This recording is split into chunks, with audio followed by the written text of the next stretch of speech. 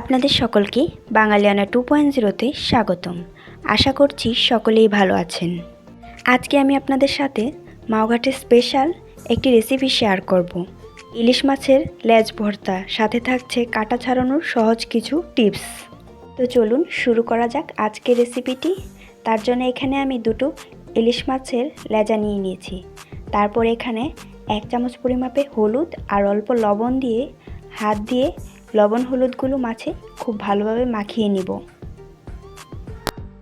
এখন আমি চুলো একটি কড়াই বসিয়ে দিয়ে এখানে সর্ষের তেল দিয়ে দিব।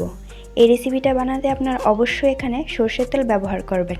সর্ষের তেল গরম হয়ে আসলে এখন আমি মাছের লেজাগুলো মিডিয়াম আঁচে 2 পিঠ ভালোভাবে ভেজে নেব। 2 পিঠ খুব ভালোভাবে উল্টে পাল্টে ভেজে নিতে হবে, যেন ভেতরের অংশটা কোনোভাবে কাঁচা না থাকে।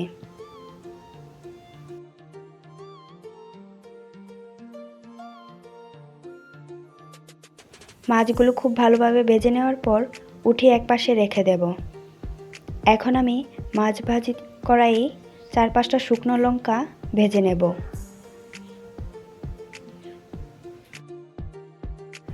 শুকনো লঙ্কাগুলো খুব ভালোভাবে ভাজা হয়ে গেছে। এখন আমি মাছের কাঁটা ছাড়ানোর জন্য মাছগুলো গরম থাকা অবস্থায় দুটো কাঁটা চামচ দিয়ে আঁচড়ে আঁচড়ে মাছগুলোকে প্রথমে ছাড়িয়ে নিব। আপনারা দেখতেই পাচ্ছেন আমি কিভাবে কাঁটা চামচ দিয়ে মাছের কাঁটা থেকে মাছের অংশগুলো ছাড়িয়ে নিচ্ছি।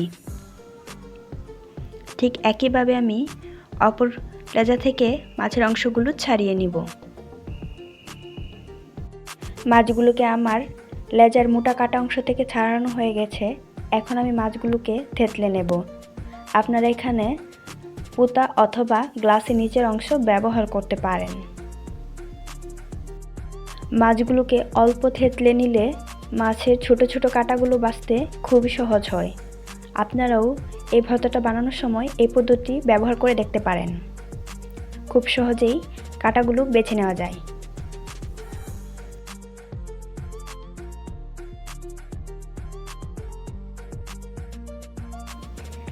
মাছের ছোট ছোট কাটা অংশগুলো বাছা হয়ে গেছে।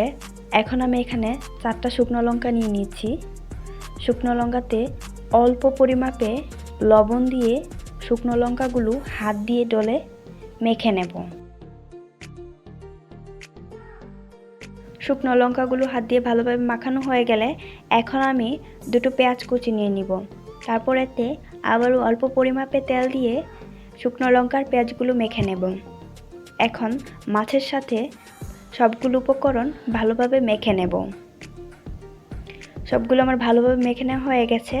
এখন মাছ ভাজিতে আমি যে সরিষার তেলটা ব্যবহার করেছি সেখান থেকে 1 চামচ সরিষার তেল দিয়ে আবারও সবগুলো ভালোভাবে মেখে নেব। তৈরি হয়ে গেছে আমার আজকের রেসিপি ইলিশ মাছের লেজা ভর্তা।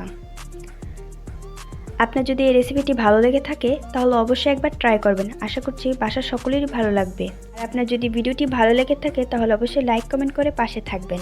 আর যদি চ্যানেলে নতুন হয়ে থাকেন তাহলে সাবস্ক্রাইব করে পাশে থাকবেন। ধন্যবাদ।